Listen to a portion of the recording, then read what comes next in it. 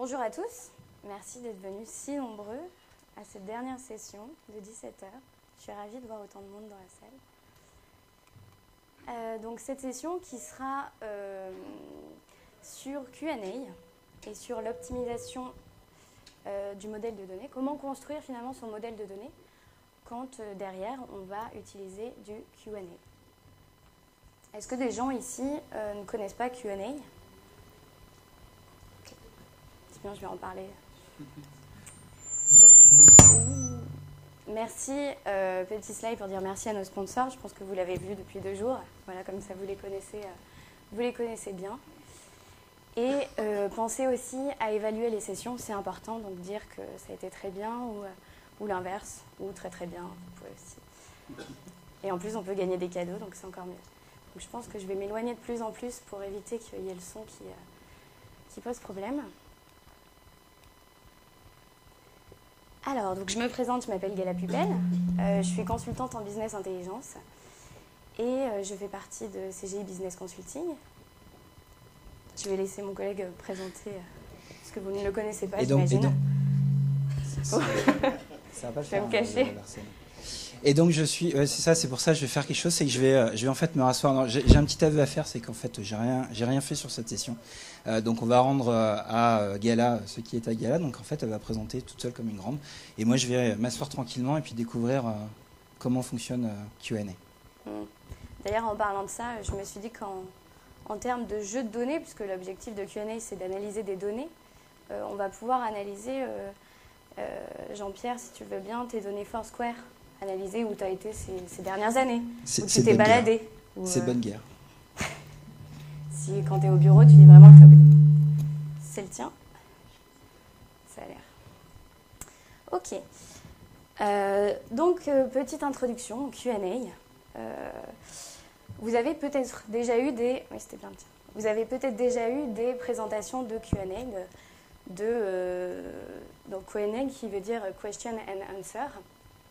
Et en général, après ces présentations, il y a 2 types de populations. Une première population qui va être plutôt enjouée, émerveillée, en se disant « mais c'est génial, c'est vraiment génial, on peut faire énormément de choses ». Finalement, je me dis que Q&A, hop, on l'applique, on va l'utiliser avec un jeu de données, et par défaut, il va être capable de comprendre toutes les questions qu'on lui pose, c'est vraiment exceptionnel. Puis il y a un autre type de population qui se dit « non mais moi, on ne me la fait pas à moi ». Q&A, il faut que, pour que les questions soient comprises par le moteur, le modèle de données soit vraiment optimisé au maximum pendant des années par des ingénieurs qui ont travaillé dessus pour bien comprendre. Parce que moi, mon modèle de données, si je l'upload comme ça, il ne va pas comprendre et il va me ressortir des choses qui n'ont rien à voir. Et bien en fait, c'est un petit peu des deux. Et on va le voir au travers de cette présentation. C'est que finalement... Q&A et puis d'autres outils tels que PowerView qui permet aussi la restitution de données vont avoir besoin en amont d'un ce qu'on appelle un bon modèle de données.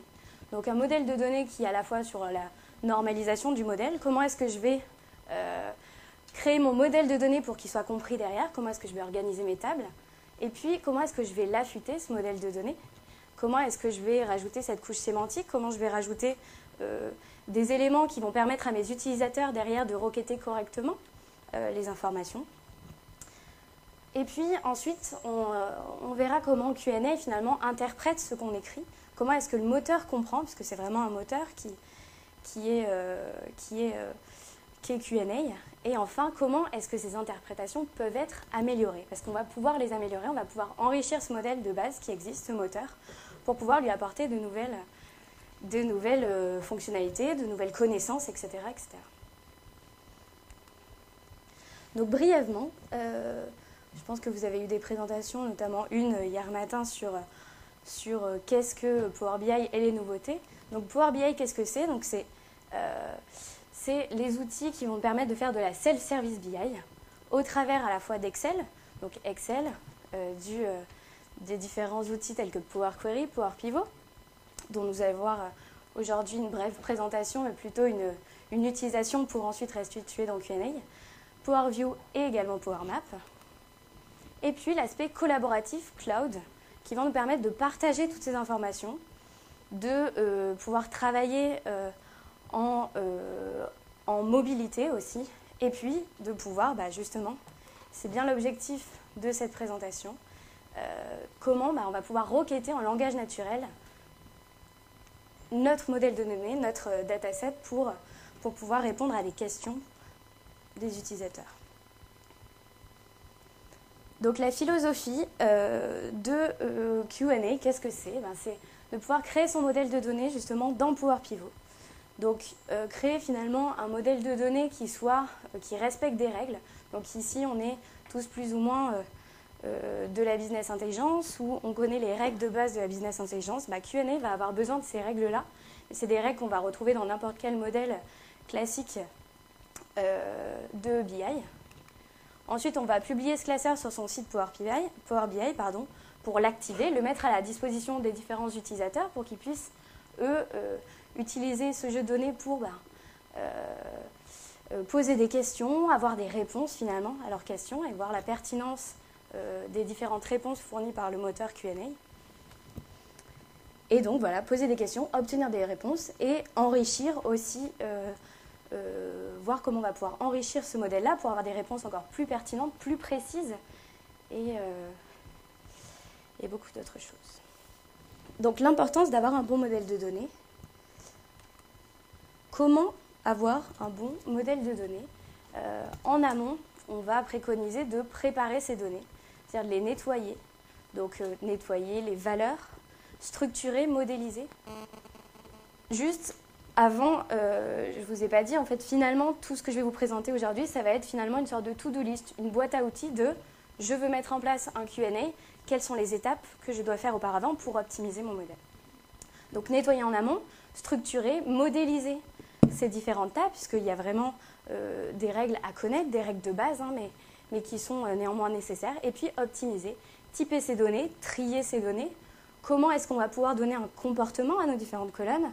Comment est-ce qu'on va leur dire que telle colonne, c'est plutôt une ville, un pays, ou telle autre colonne, c'est un champ date, par exemple. Donc ça, c'est très important. Et puis, en fait, toute cette préparation qu'on va faire en amont, elle va avoir une conséquence sur l'analyse et la restitution. Ça va déjà, d'une première chose, faciliter la compréhension des utilisateurs. Si on donne des bons noms de table, des bons noms de colonnes à notre modèle, les utilisateurs derrière vont avoir une facilité à comprendre le modèle. Et ensuite, ça va aussi permettre aux différents outils, Power View ou Q&A, de comprendre nativement les différentes colonnes et proposer des suppositions. Donc, si on lui dit que c'est un champ date, par défaut, il va comprendre Q&A que un champ date, un champ date va être un bon client pour faire une analyse sur le temps, en abscisse, par exemple. Ou ça va nous permettre aussi, par rapport aux ambiguïtés, de les lever. C'est-à-dire que si dans Q&A, on va avoir plusieurs champs qui ont le même nom, en fonction de l'assimilation qui a été faite, du modèle qu'on lui a donné, du contexte, il va être capable de dire tel mot, c'est une ville et c'est non pas une catégorie ou quoi que ce soit. Donc c'est important. La base, c'est de normaliser son modèle de données. Donc ne vous inquiétez pas, je ne vais pas vous dire tout ce que vous avez vu jusqu'à présent, c'est mauvais, il faut tout refaire. On va faire une 6e forme normale ou quoi que ce soit, ce n'est pas l'objectif. C'est vraiment des choses basiques, c'est vraiment des choses triviales. Donc je vais passer finalement assez rapidement dessus parce que c'est des choses qu'on connaît tous, nous, spécialistes de la business intelligence, mais qui sont néanmoins à connaître et qui vont être vraiment nécessaires derrière à l'analyse pour avoir justement une bonne analyse. La première chose, au niveau, donc là c'est vraiment plus pour Power View mais aussi Q&A, ça va être de normaliser son modèle et de créer des tables pour les entités multicolonnes. On dit qu'en tabulaire, il vaut mieux rapatrier l'ensemble des colonnes dans une seule et unique table. Ce n'est pas forcément vrai pour Q&A. Pourquoi? Puisque quand on va avoir des unités qui sont distinctes à l'intérieur d'une table, par exemple des périmètres, ici vous voyez, je vais avoir les villes et les pays.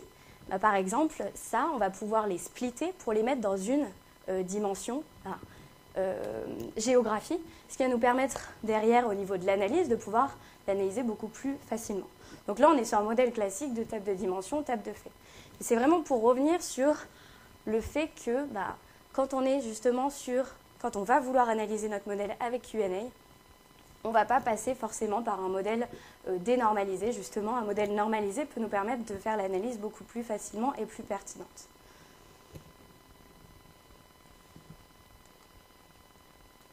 Deuxième chose, pivoter les colonnes fourre-tout. Bon, ça, c'est des choses de base aussi. On peut récupérer ce type de colonne quand on va vouloir stocker une grande quantité d'informations, donc facilement. Ici, vous voyez, on a la colonne propriété et à l'intérieur, on va avoir différentes valeurs. On va avoir l'âge, on va avoir le statut marital, le genre et la valeur qui est dans la colonne value.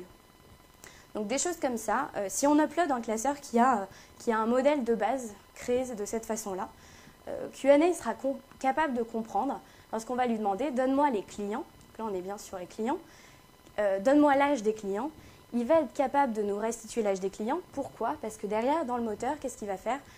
Il va nous dire je vais regarder les différents clients qui ont pour propriété âge. Sauf que dès qu'on va vouloir rentrer sur des modèles plus complexes, en faisant par exemple une moyenne des âges, avec un schéma comme ça, on n'est pas capable de le faire dans Q&A.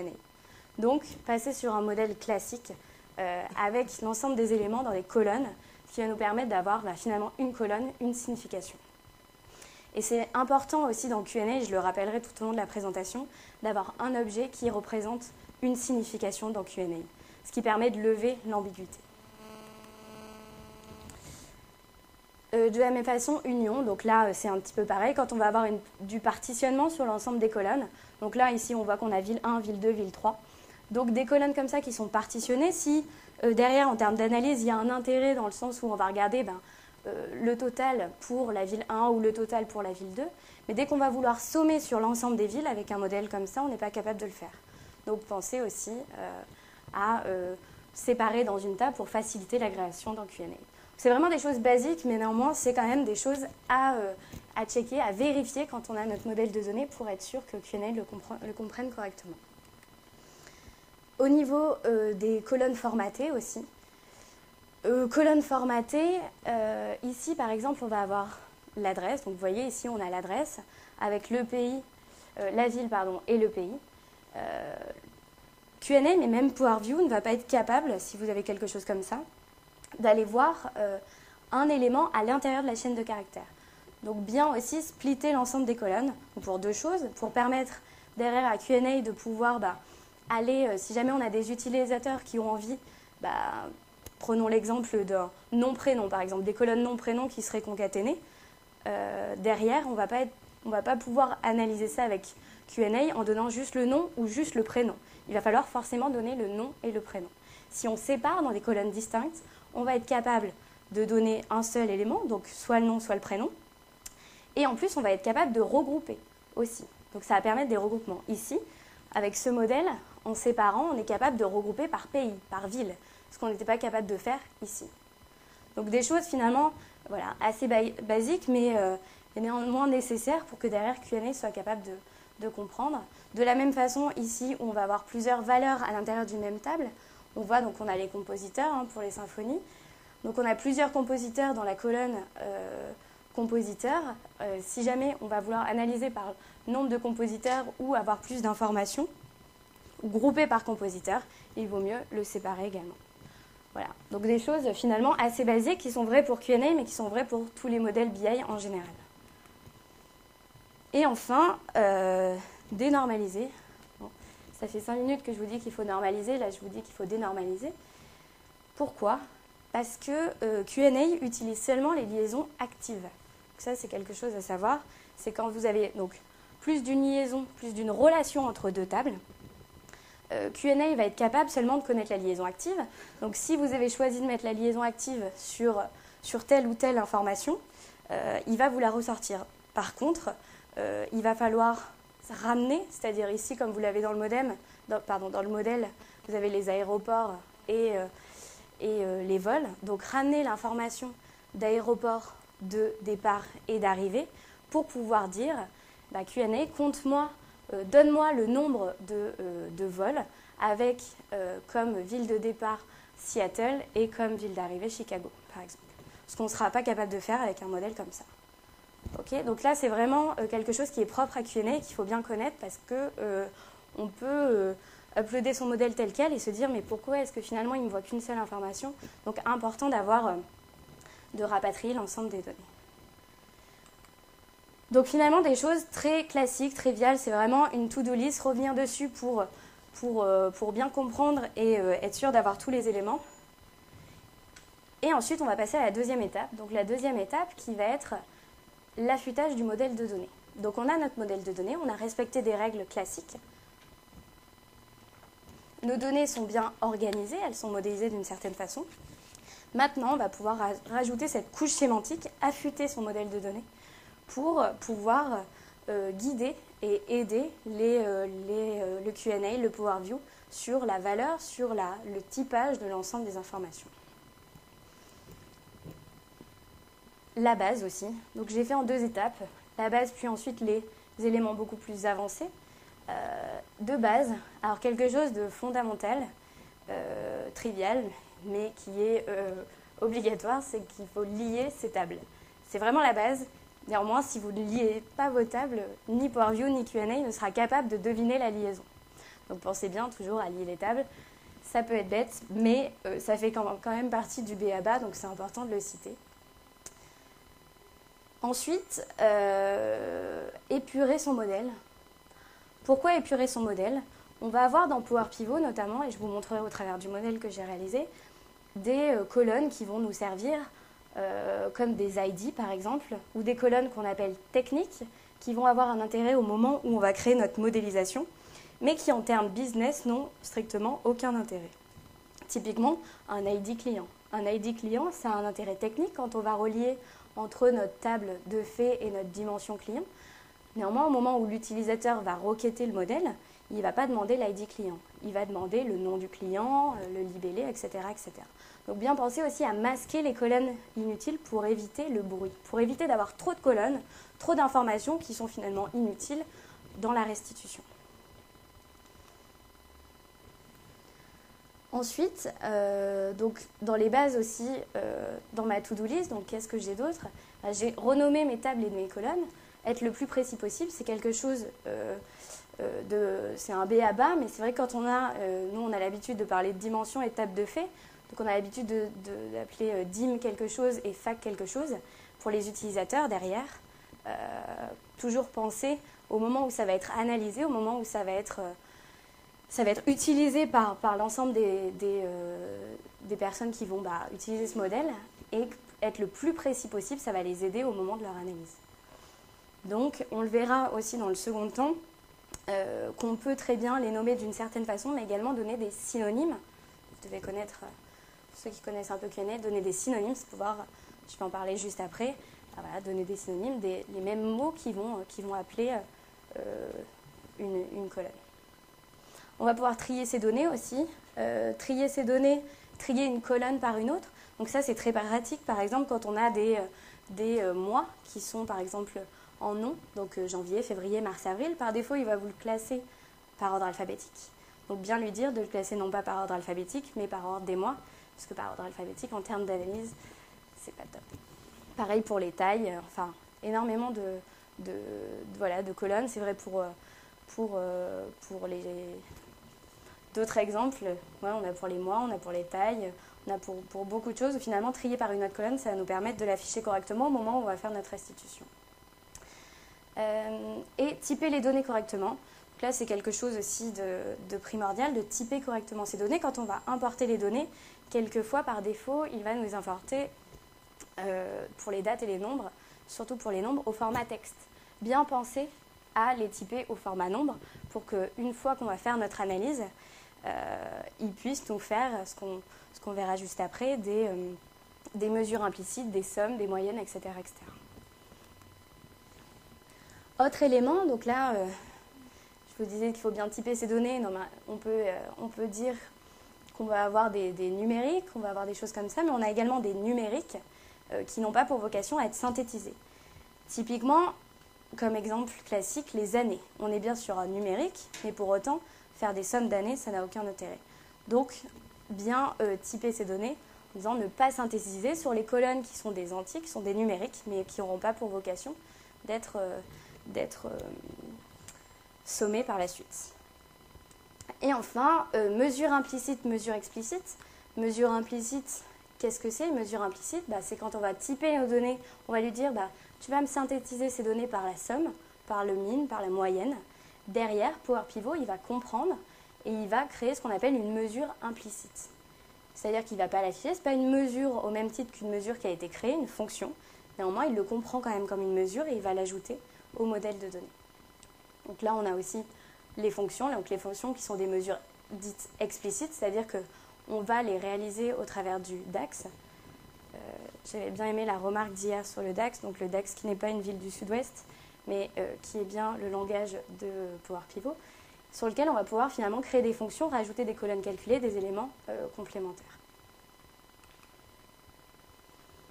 Donc là, on a vu vraiment la base, les choses de base, mais on peut également aller plus loin, et notamment tous ces éléments-là, dont je vais vous parler, qui font en fait partie du modèle plus avancé et qui vont avoir un impact direct sur Q&A et aussi sur Power View. Donc, définir des champs par défaut.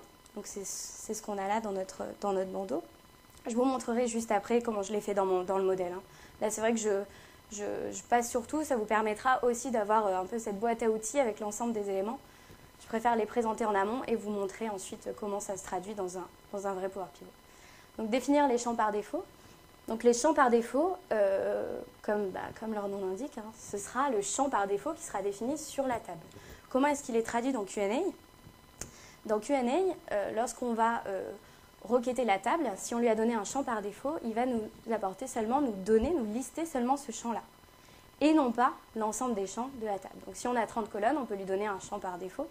Par exemple, sur notre dimension client, ça peut être le nom, prénom du client, au lieu d'avoir également son âge, d'avoir également son adresse, etc., etc. On va pouvoir définir également ce qu'on appelle des libellés par défaut. Donc les libellés, ça va être lié au comportement des tables. Les libellés par défaut vont avoir un impact sur la visualisation. C'est-à-dire lorsqu'on va donner un libellé par défaut, on va derrière dans Q&A avoir un bar chart. Par exemple, si vous avez les clients et que vous mettez en libellé par défaut le nom ou prénom, quand vous allez dire donne-moi la somme des clients par client, il va nous donner la somme des commandes, je veux dire, par client, et il va vous créer un graphique avec l'ensemble des clients, le nom des clients, et soit un bar chart, soit selon ce que vous lui avez demandé. Alors que si vous ne définissez pas de libellé par défaut, il va vous sortir la table telle qu'elle avec les éléments listés. Donc c'est important aussi, plus en termes de restitution, d'avoir déjà, surtout dans Q&A où on est sur quelque chose de graphique, d'avoir déjà un élément qui arrive avec des données qui sont déjà visuelles. À noter que les tables de faits n'ont pas de label par défaut. C'est une chose aussi à faire. Catégories de données. Donc les catégories de données, c'est du typage de données supplémentaires sur la donnée. Typiquement, on va avoir, je vous ai dit tout à l'heure qu'on va pouvoir mettre les années en numérique, en entier. Et dans les catégories de données, on va pouvoir lui dire que c'est une année, par exemple, les années. De la même façon, pour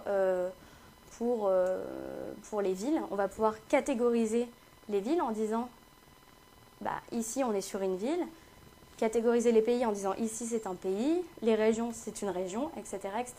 Catégoriser aussi les dates. En fait, ça va nous permettre d'apporter des éléments supplémentaires sur notre typage de données et créer une couche sémantique qui derrière sera comprise directement par Q&A. Donc Q&A va se dire, là elle me demande de regarder par exemple, prenons l'exemple des stats de Jean-Pierre, le nombre de check-in Foursquare de Jean-Pierre par année. Et Q&A va comprendre que l'année, comme je l'ai dit au début, est finalement un bon client pour l'analyse, pour faire un axe d'analyse. Donc il va nous l'afficher en abscisse avec l'évolution par défaut. Donc catégorie de données aussi qui est vraiment important puisque ça aura un impact sur la visualisation et également sur la compréhension puisque quand on va juste lui donner par exemple la géographie, il va être capable de comprendre qu'on va utiliser en chart une carte. Donc autant de typage de données un peu plus avancés qui vont guider l'outil, qui vont lui permettre de comprendre correctement les données que vous lui fournissez à l'intérieur. Et enfin, affûter son modèle de données au travers des synonymes. Donc j'en ai parlé brièvement tout à l'heure. Les synonymes, qu'est-ce que c'est? C'est quelque chose qui va nous permettre d'avoir, c'est souvent en entreprise, la terminologie, c'est souvent le cheval de bataille, puisqu'on a, suivant les services, les gens ont 40 façons de dire telle ou telle chose. Là, on va pouvoir finalement typer notre donnée, lui rajouter des synonymes, des valeurs qui vont correspondre à une même chose. Typiquement, ici, vous voyez, donc ceux-là, c'est ceux qui sont générés de base. Donc sensible à la casse aussi, attention.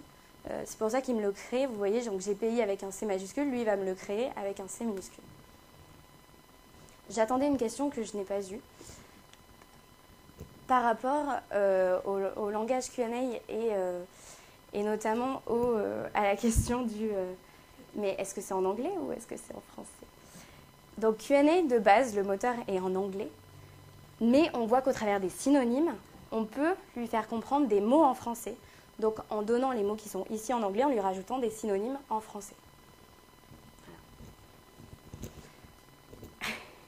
Voilà. Et par contre, donc plus de synonymes, donc moi je vous incite à rajouter énormément de synonymes pour un mot. Cependant, attention, et ça il faut bien le respecter, dans Q&A, un objet correspond à une signification. Et ne pas avoir plusieurs significations, ne pas avoir plusieurs objets qui s'appellent place ou plusieurs objets qui s'appellent country, parce que derrière, quand on va requêter avec Q&A, il va être perdu, il ne sera plus capable de vous afficher correctement la donnée. Il peut néanmoins arriver à comprendre avec le contexte qu'on va lui donner et dire, bon, il y a plusieurs objets qui ont ce même nom. Avec le contexte, je pense que c'est plutôt celui-là. Mais de base, gardez ça en tête qu'il faut pour un objet une signification. C'est la base et c'est vraiment quelque chose à respecter pour éviter de créer de l'ambiguïté. Ça va jusque-là? Je ne vous ai pas dormi, je suis dans le timing. Donc brièvement, je vais vous montrer.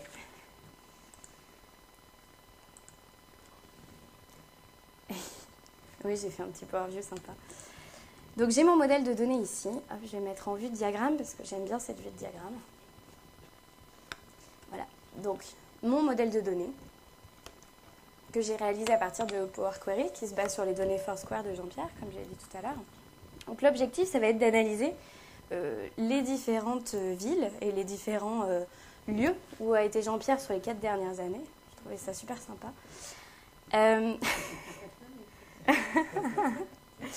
Sachant que pour être ici, il faut qu'il ait au préalable checké l'endroit où est-ce qu'il était. De base, s'il ne check pas, c'est pas enregistré. Ok, donc qu'est-ce qu'on a ici? Donc on a notre table ici avec le nombre de check-in. Ok. On a notre géographie ici, la place ici. Donc place, qu'est-ce que c'est? C'est le lieu avec la catégorie. Et le nombre de check-in qu'on va avoir justement par place, par lieu. Et donc total de check-in, c'est le nombre de personnes qui sont allées sur ce lieu et qui ont checké sur Foursquare. Le total de users, c'est le nombre de personnes qui ont checké une fois. Donc le nombre de personnes qui sont allées sur le lieu. J'ai une table aussi également de dates. Donc ça, c'est plus sur un modèle de données classique. J'aime bien rajouter une table de dates qui permet, comme vous le voyez ici, d'avoir finalement mes mois, mes années, mes jours, mon nom de mois, mon nom de jour, mon nom de mois, ce qui va me permettre derrière de faire des agrégations, comme je vous l'ai dit tout à l'heure, et de faire des regroupements. On va pouvoir dire, par exemple, le nombre de check-in de Jean-Pierre sur l'année 2013, ou sur l'année 2012, ou sur le mois de novembre en 2014, par exemple. Ou qu'est-ce qu'il fait tous les lundis, exactement. Ou ne fait pas. Au niveau du typage de données, donc si on regarde ici, qu'est-ce que j'ai fait? Donc j'ai défini un champ par défaut. Donc le champ par défaut ici, c'est la ville. Donc par défaut, lorsque je vais lui dire géographie, il va m'afficher seulement la ville. Si je lui dis de m'afficher pays, il m'affichera le pays. Mais si je lui donne juste le nom de la dimension, il m'affichera uniquement la ville. Ok? Ici, hop, j'avais fait un filtre. Ici, j'ai les catégories, j'ai les différentes lieux. Hein. Alors, on voit la taverne, des choses comme ça. Le champ par défaut, ici défini, est la catégorie. Ça va le son? C'est pas... J'entends que ça grésille un peu. Ok. Et voilà. Et donc ici, notamment pour lier aux différents champs implicites, explicites. Donc ici, c'est ce qu'on appelle des champs explicites. Donc vous voyez qu'ils sont créés ici. Et là, j'ai une petite formule en DAC. Compte-moi le nombre de lignes, puisque un checking correspond à... un checking correspond à une fois où Jean-Pierre s'est rendu dans tel ou tel endroit. Et ici, on va avoir plutôt ce qu'on appelle des champs implicites. Donc là, qu'est-ce que je lui ai dit? Je lui ai dit synthétise-moi par la somme. Comme ça, au moins, je vais être capable de dire donne-moi le nombre de users, le nombre de personnes qui sont venues dans un restaurant français, par exemple, ou donne-moi le nombre de check-in qu'il y a eu dans un restaurant français, ou à Le Bonaparte, ou à la Banque de France, ou chez Microsoft. Enfin. Au niveau des synonymes, finalement, des synonymes de base, c'est vrai que j'ai pas énormément rajouté de choses, parce que le modèle, déjà, à la base, j'ai essayé de le rendre clair au maximum. Mais ici, on pourrait très bien rajouter, par exemple, si on veut le mettre en français, hop, sur venu, on pourrait mettre le lieu, par exemple. Ce qui va nous permettre de le requêter ici. Ou ici, pouvoir lui donner, par exemple, le type. Donc ça va nous donner un type de catégorie. Pouvoir donner, finalement, différents mots, différents éléments pour dire une même chose. On voit aussi que ici, on est un peu plus grisé et qu'ici, ce sont autant de colonnes qui sont un peu en transparence. C'est parce que je les ai cachées, puisque, comme je vous l'ai dit, il y a certaines colonnes qui ont un intérêt technique, mais qui n'ont pas d'intérêt plus fonctionnel, par exemple l'ID, que j'ai préféré cacher pour éviter le bruit au moment de l'analyse des données. Ok.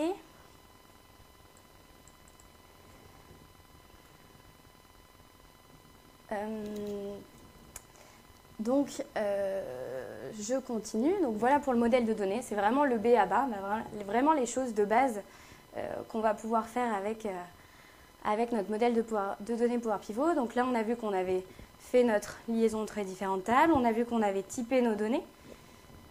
C'est vraiment la base. Donc, c'est vrai pour Q&A, mais c'est vrai en règle générale. C'est des choses à respecter. Donc, pensez-y quand vous faites un modèle de données Power Pivot à toujours le revoir en amont. D'autant plus qu'une fois que vous avez typé vos données, ça va avoir un impact sur Q&A. Donc autant faire les choses proprement dès le début pour ensuite pouvoir être plus libre et prendre plus de temps à l'analyser et à pouvoir s'amuser avec. Donc Q&A, qu'est-ce que c'est? Q&A, en fait, c'est un moteur qui va vous permettre de poser des questions et obtenir des réponses. Donc c'est dans Office 365 et sur le Power BI site. Et on va pouvoir poser des questions en langage naturel. On va pouvoir dire, donne-moi les derniers check-in, donne-moi les villes qui appartiennent au pays, etc., etc. Et on va pouvoir les recevoir sous forme de rapports visuels et interactifs. Donc c'est ça l'avantage aussi, c'est qu'on n'a pas besoin de créer de rapport en amont. On importe juste notre Power Pivot et ensuite derrière, on va le requêter. Donc il n'y a pas de rapport préconfiguré. Comment est-ce que fonctionne finalement ce moteur Q&A? Il va fonctionner grâce à différents éléments qui sont propres au modèle. Donc une correspondance sur la base de la structure du modèle, c'est-à-dire que il y a un modèle de données, quand on va charger, un modèle de données Q&A de base, il a été configuré pour comprendre les données, les métadonnées et l'organisation des différents éléments entre eux. Typiquement, il va comprendre qu'une colonne appartient à une table. Donc, si je reprends mon exemple que j'avais tout à l'heure, on va être capable de dire que un lieu appartient à une place. Donc, j'ai mis venue appartient à place. Et que, par exemple, une venue appartient aussi à une catégorie. Pour la géographie, pour que ce soit plus facile à comprendre, une ville appartient à un pays, par exemple. Ça, c'est autant de choses qui sont finalement sur la structure même du modèle et que Q&A va comprendre nativement. Ensuite, donc compréhension générale de la syntaxe anglaise, donc on est bien sur un moteur en anglais. Donc on peut rajouter des synonymes français pour permettre un requêtage en français. Néanmoins, les mots-clés, les prépositions, les where, les when, etc., enfin tout ça, tous les mots de recherche seront forcément en anglais. On va avoir au sein du moteur aussi, donc ça c'est toutes les choses natives de base, des commandes intégrées de business intelligence de type les agrégations, les filtres, l'ordre, le tri, voilà, les différents graphiques aussi qui sont adaptés pour visualiser les données. Et puis on va pouvoir le customiser pour lui apporter un enrichissement, lui apporter de nouvelles fonctionnalités, lui apporter de nouvelles connaissances aussi, puisque finalement ce modèle, là, c'est toutes les choses qui sont natives, qu'il va comprendre sur l'ensemble des classeurs qu'on va lui donner, mais nous, on va pouvoir lui apporter une connaissance supplémentaire, notamment au travers du phrasing, qu'on verra juste après, qui va nous permettre de lui apprendre, de lui enrichir ce modèle-là pour qu'il comprenne les différents syntaxes, les différentes relations entre les éléments qui existent dans notre modèle de données. Donc, comment Q&A finalement comprend et interprète ce que vous allez lui écrire, ce que vous allez lui donner comme information. Donc, de base, il en comprend déjà une bonne partie, en respectant les différentes règles que j'ai pu donner juste avant sur le typage de données, sur l'organisation du modèle. Il va comprendre déjà beaucoup de choses, et c'est ce qu'on va voir. C'est ce qu'on va voir juste après. Notamment, qu'est-ce qu'il va comprendre? Il va y avoir différentes compréhensions liées aux mots-clés de recherche, type colonne et table. Il va comprendre les colonnes, il va comprendre les tables, il va comprendre les valeurs qui sont à l'intérieur des colonnes. Si je lui dis, par exemple, montre-moi les check-in à Paris, il va être capable de me compter le nombre de check-in à Paris. Donc Paris, c'est un élément, une valeur qui est à l'intérieur de la colonne ville. Il va comprendre les relations, implicites ou explicites. Implicites, c'est les relations qui vont être des colonnes à l'intérieur de tables, ou ce que je disais tout à l'heure, une ville appartient à un pays appartient à une région, donc ça c'est des choses implicites. Et puis il va comprendre aussi le contexte global. Donc en fonction de ce qu'on lui a donné comme information auparavant, il va être capable déjà de comprendre le contexte. Et puis on va pouvoir lui apporter des commandes supplémentaires, donc des tris, des filtres, des plages de données entre telle et telle date par exemple, de l'agrégation, somme-moi, fais-moi une moyenne, donne-moi le min, le max, et puis aussi des regroupements. Donne-moi le nombre de checkings pour la ville de Paris, donne-moi le checking à Grenoble, donne-moi le checking hier, voilà. Et puis, on va pouvoir aussi lui définir des visualisations explicites. Si des fois, il nous les affiche en bar chart alors qu'on le voudrait sur une carte, on va pouvoir lui dire « affiche-le-moi sur une carte ». Donc, autant de choses qu'on va pouvoir faire. Je pense que le mieux pour comprendre tout ça, c'est qu'on le fasse en direct. Donc, j'ai uploadé mon modèle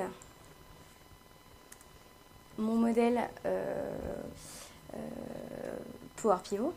Pardon. Donc, je vais ici. Donc, je l'ai uploadé. C'est celui que je viens de vous montrer. Hein. Donc, on a vu qu'il respectait des règles classiques, mais qu'il n'avait pas pour autant spécifiquement de synonymes, ou très peu. Et on va voir déjà ce qu'on peut faire nativement sans rajouter finalement d'éléments supplémentaires. Ok, donc je vais lui dire déjà... Voilà.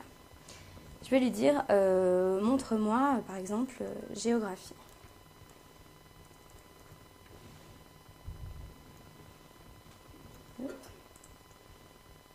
Voilà. Vous voyez, déjà, il comprend en plus, sans que j'ai besoin de lui dire, il monte géographie, donc il est capable en plus de le mettre au pluriel. Et là, vous voyez qu'il me sort juste la ville. Pourquoi est-ce qu'il me sort juste la ville? Est-ce que vous vous souvenez tout à l'heure? Je lui ai dit, en libellé par défaut, tu vas mettre la ville au moment où je vais te demander, la géographie. Donc, vous le voyez ici que ça marche vraiment, il vous affiche seulement la ville et non pas l'ensemble des éléments. Ok? Donc là, je peux lui dire, montre-moi, donc JP, hein, c'est le nombre de check-in de JP à l'aéroport. Bon, il y en a eu 65, là c'est au global sur toutes les années. Ok? Je vais lui dire, montre-moi où a été JP en 2013 par exemple.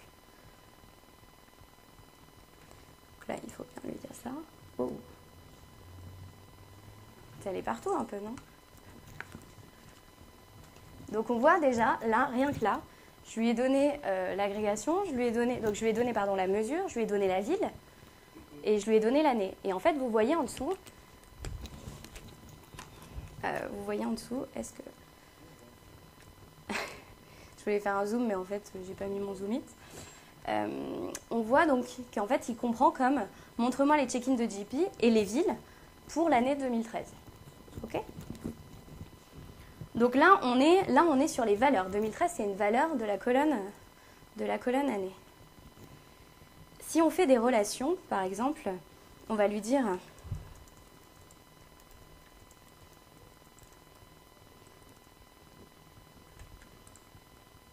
Voilà, montre-moi les villes et leurs pays. Donc là, il va vous restituer les villes et le pays. Donc là, on est sur des relations implicites. Mais pour l'instant, je n'ai pas touché au phrasing, j'ai rien fait de supplémentaire, c'est vraiment des choses basiques. Je vais pouvoir aussi trier, je vais lui dire trie-moi les lieux, les venues par GP checking. Et donc là aussi, vous voyez, il me l'affiche aussi en bar chart, c'est ce que je disais tout à l'heure, parce que j'ai typé la venue uniquement, je ne sais pas si vous vous souvenez tout à l'heure, ce qui permet de l'avoir directement en bar chart. Donc on voit que la Banque de France, c'est quand même le deuxième lieu de check-in, ce qui est...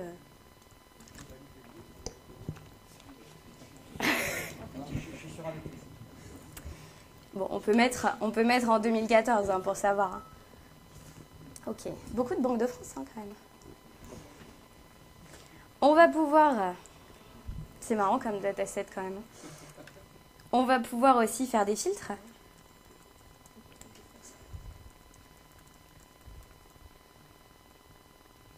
Par restaurant. Véro Doda.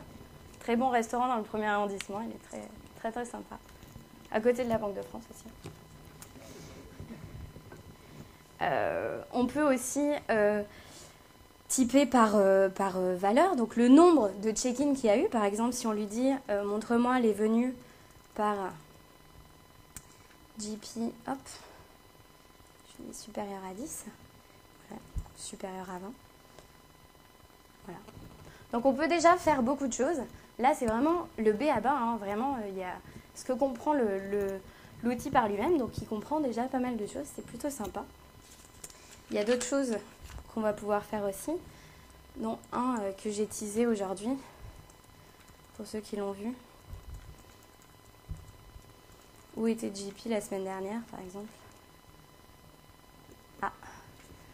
Ah, Malte. C'était sympa.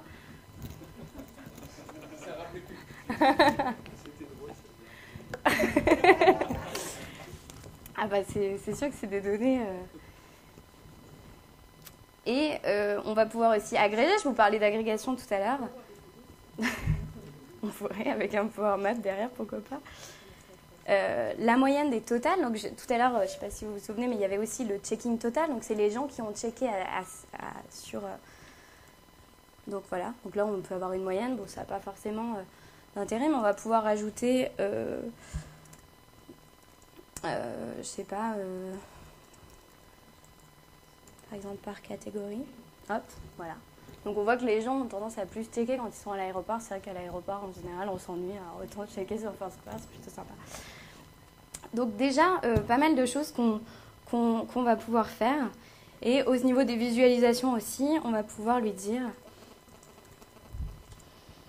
par année. Hop.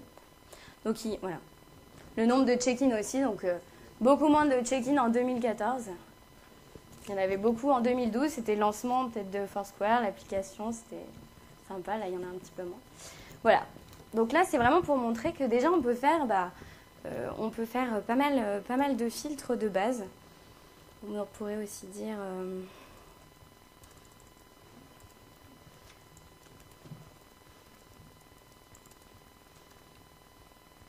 voilà, il nous donne le global.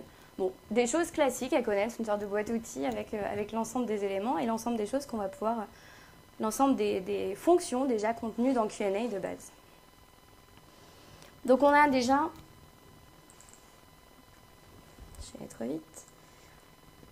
déjà de l'information qui est retranscrite. Déjà visuellement, c'est assez sympa. On peut faire pas mal de choses, mais on va pouvoir encore améliorer cette interprétation, notamment en passant par ce qu'on appelle du phrasing. Donc le fameux phrasing, qui est disponible depuis pas si longtemps que ça, il me semble, hein. Pas très longtemps, pas exactement, 6 mois, non moins. Moins que ça, cet été, voilà.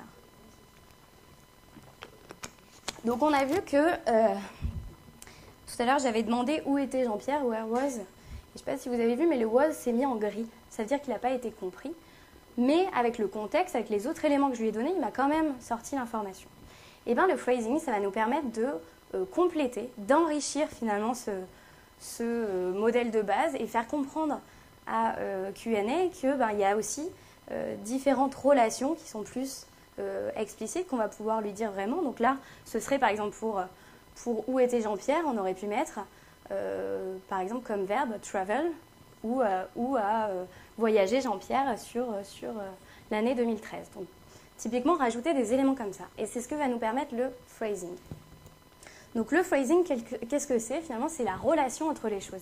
Quand on parle d'une chose, quand on parle de différents éléments, on va finalement utiliser des mots pour les lier entre eux. Par exemple, on va dire les clients achètent des produits. Ça, il faut finalement faire comprendre au modèle qu'un client va acheter un produit. Donc il y a bien une liaison entre nos clients, entre nos produits. C'est la description aussi des relations, hein. On va pouvoir décrire des relations. Comment est-ce qu'on va parler de ces relations? Quels sont les liens entre les différentes tables? Finalement, le phrasing, c'est tout ce qui va être comment parler, comment décrire, comment expliquer les liens, les relations entre les différentes tables. Donc comment est-ce qu'il se traduit ce phrasing? Il se traduit, soit il est ajouté automatiquement. Donc je vais vous montrer au travers de monitoring, parce qu'on peut monitorer justement l'ensemble des phrasings qui ont été écrits par les différents utilisateurs. Donc je vous montrerai qu'il y a différents phrasings, et du phrasing qui est ajouté automatiquement par Q&A, qui l'a compris, qui ne le comprend pas forcément toujours très bien, mais on peut modifier, on peut lui dire non, là, tu ne l'as pas bien compris, il faudrait plutôt écrire comme ça. Donc on va avoir du phrasing qui va être lié juste au modèle sémantique, qui va être lié aussi aux colonnes et aux tables, donc leur relation implicite, j'en parlais tout à l'heure, pour que Q&A puisse comprendre qu'une ville appartient à un pays. Derrière, il a créé du phrasing automatiquement. Okay. Et on va pouvoir aussi ajouter manuellement, donc rajouter énormément de types de phrases. Vous allez voir, je vais vous les présenter.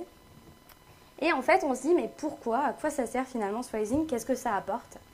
Eh bien, on va pouvoir définir, pour 3 choses, c'est intéressant, on va pouvoir définir 3 nouvelles choses. Donc, définir des nouveaux termes. Par exemple, on va être capable de lui dire, si on a envie de lui demander, liste-moi les plus vieux clients. Vieux. Il faut bien lui définir. Hein, Q&A, par défaut, il ne sait pas ce que c'est. Avec le phrasing, on va être capable de lui dire, les plus vieux clients, c'est les clients qui ont le plus d'ancienneté, par exemple. Ça, c'est du phrasing. De la même façon, on va pouvoir résoudre les ambiguïtés. Typiquement, si on veut avoir, je parlais d'exemple des avions tout à l'heure, donc un avion, un vol d'une ville de départ vers une ville de destination, on va pouvoir utiliser du phrasing, ce qu'on appelle de préposition, avec from et to, de tel endroit à tel autre endroit. Donc là aussi, on va permettre de résoudre cette notion d'ambiguïté qu'on pouvait avoir, parce que sans savoir ces 2 éléments de préposition, on n'est pas capable de dire si on parle si on parle du départ ou de l'arrivée. Donc on va lui dire from c'est departure et to c'est arrival par exemple. Donc on va vraiment lui définir, c'est de lever l'ambiguïté, de lui rajouter de l'enrichissement de l'information pour qu'il comprenne mieux. Et ensuite, on va pouvoir aussi améliorer la pertinence des questions, puisque là, j'ai fait des questions de base, mais quand je disais, par exemple, GP last week, hop, de base, il a compris que c'était le count, ou quand je lui disais, je sais plus ce que j'avais comme exemple, mais GP airport, par exemple, en gros, derrière, on voyait qu'il l'a réécrit d'une certaine façon. En fait, c'est le nombre de GP check-in ou la venue, la place, est égale à airport. Donc finalement, on va pouvoir, avec le phrasing, améliorer la pertinence en lui disant, pour les clients et les produits, dire un client achète un produit. Donc au lieu de mettre affiche-moi client produit, on pourra lui dire affiche-moi les clients qui achètent des produits ou qui ont acheté des produits. Donc plus explicite et puis sans ambiguïté. Donc là, je vais vous présenter les différents types de phrasing. On parle de grammaire, donc pour ceux qui l'ont mal vécu quand ils avaient 10 ans, ça va être indolore, ça va durer 5 minutes, ne vous inquiétez pas, ça va être très rapide. Les différents types de phrasing, qu'est-ce qu'on a? Donc les types à connaître. Le nom. Le nom, qu'est-ce que c'est? Le nom, le substantif, qui va désigner une catégorie d'êtres, de choses, de concepts. Par exemple, le soleil, le SQL, la voiture, ça c'est un nom. Le verbe, bon, c'est le plus facile, celui-là, normalement, il n'y a pas trop de mal. Ceux qui ne supportent pas, vous pouvez fermer les yeux, pas de souci. Donc le verbe, ça va être une action ou un état, supprimer, éclater, dévorer, j'ai mis que des mots sympas, éjecter. Voilà, donc ça c'est un verbe. Hein. Ça pourrait être voyager, dans l'exemple de mon dataset. Un adjectif, c'est un mot qui va décrire un nom et qui va le modifier. Puissant, magique, rouge, joli, swag. Swag aussi, ça peut être un adjectif. Ou ça peut être un nom aussi. C'est pour ça que c'est un peu touchy. Et enfin, une préposition. C'est vrai. Merci. C'est pour tout à l'heure, c'est la question en fait. Et les prépositions, donc les prépositions, un mot utilisé devant un nom ou devant un verbe, devant un nom, pardon, qui permet de le relier à un substantif, à un verbe ou un adjectif. Donc en anglais aussi, on a of, for, from, je vous en parlais tout à l'heure, to, by, voilà. Ça va? C'est bon?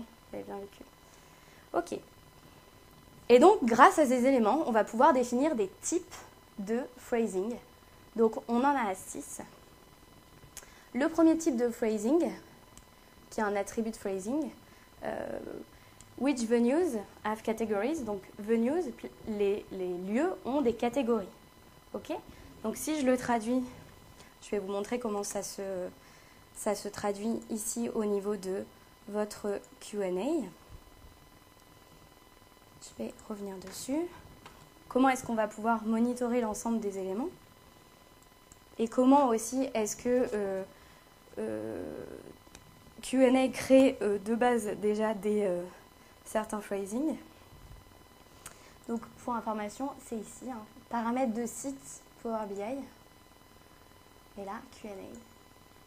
J'ai mon classeur et on va pouvoir lui dire optimiser pour les Q&A. Et là, on arrive vers le côté un peu le backup, la petite partie du chef. On va être capable de voir différents éléments. Je vous les présenterai juste après. Avant, j'aimerais vous montrer le phrasing. Donc là, c'est les phrasing qui ont été générés automatiquement par Q&A. Donc on voit qu'on en a déjà certains. Par exemple, celui-là, préposition, géographie is in country, dont je vous parlais. Donc celui-là, typiquement, il a été créé par Q&A, mais il n'est pas, il veut rien dire tel quel. Il faudrait lui changer. Ce qu'on va pouvoir faire, on va pouvoir lui dire city.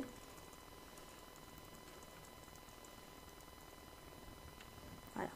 Et là, on a quelque chose de correct. Et hop, il l'a compris. Okay. Donc pour revenir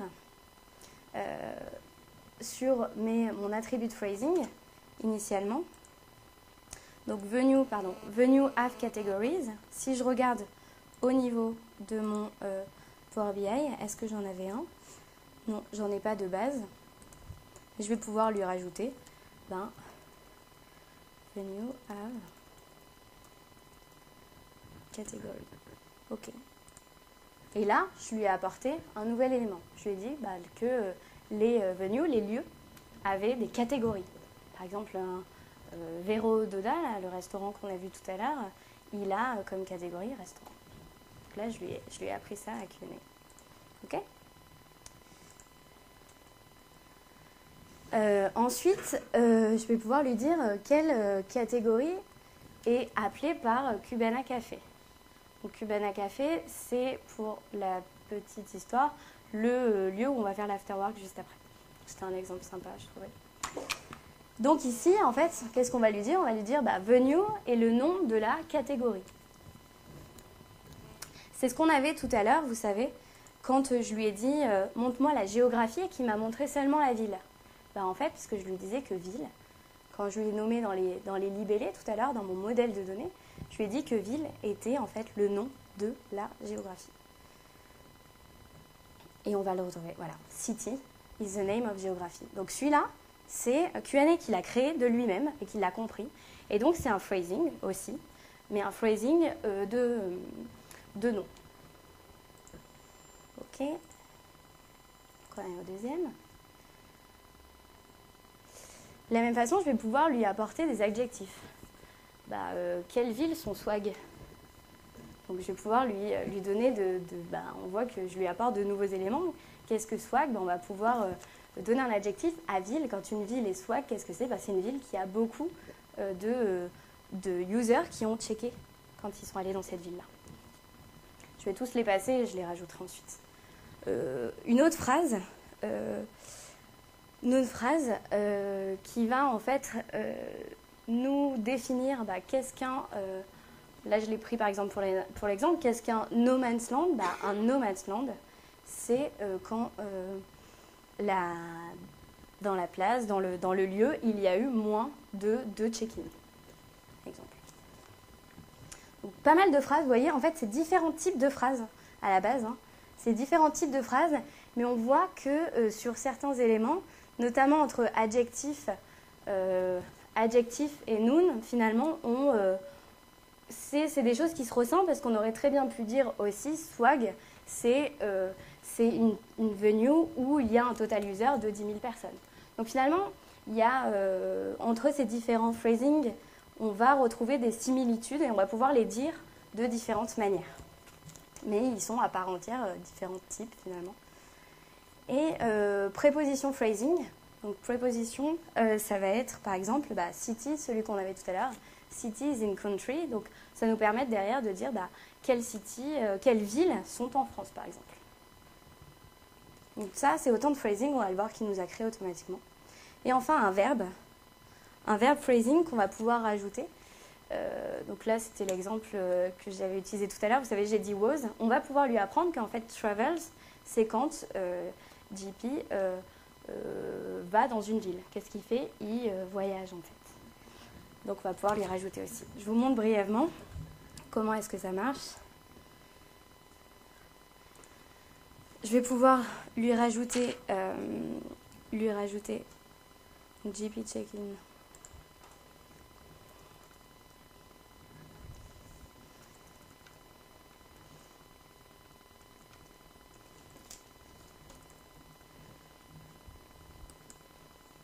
Voilà, et là je vais lui dire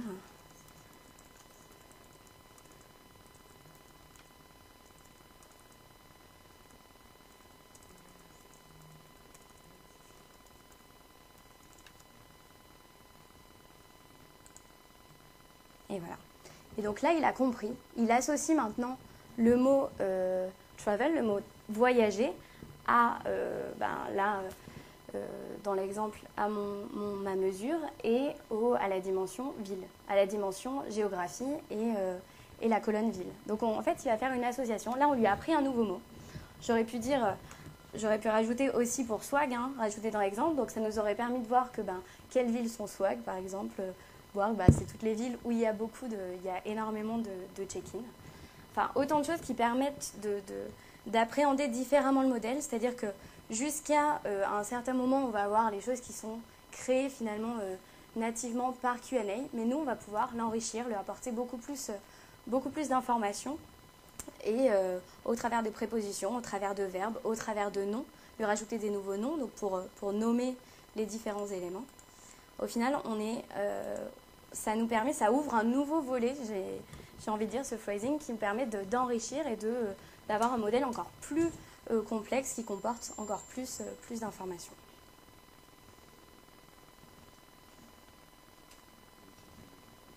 Il n'y a que des check-in de Jean-Pierre. Il y a le total. Néanmoins, par rapport à ta remarque, c'est forcément des lieux où Jean-Pierre a été. Forcément. Après, c'est pas le total de tous les check-ins qui existent dans Foursquare. C'est forcément les lieux où il a été.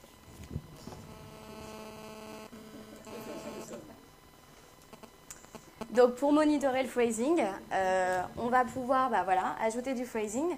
On va pouvoir ajouter des synonymes aussi. Donc on avait les synonymes dans Power Pivot, mais on va pouvoir les rajouter à cet endroit-là aussi, à l'intérieur de notre Power BI site.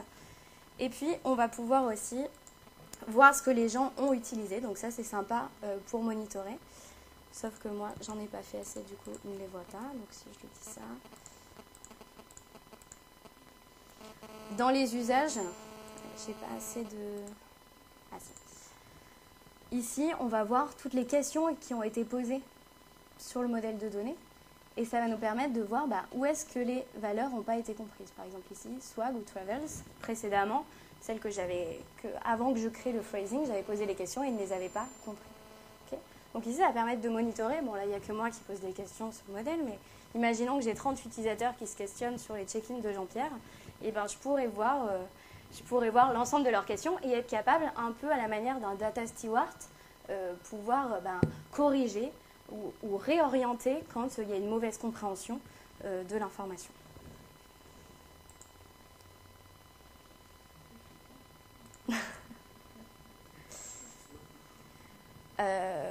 En conclusion, je vois que je suis pile poil dans le timing, donc je suis assez contente.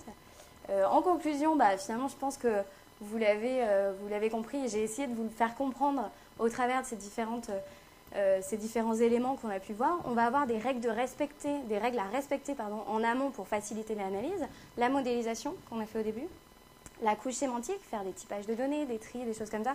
Autant de choses qui vont nous permettre derrière de faciliter et de faire comprendre au modèle que des choses de base, on va dire nativement. Donc Q&A va comprendre ce bon modèle sémantique, mais on va pouvoir justement l'aider grâce aux synonymes et au phrasing, notamment au phrasing. Donc on rentre finalement dans un mode où on va apprendre à Q&A à travailler. Donc imaginez que Q&A, c'est comme un jeune, un primaire par exemple, qui serait trop content d'aller à l'école, mais qui a une bonne connaissance de la langue, la linguistique, mais qui n'a pas beaucoup d'expérience, qui est assez jeune.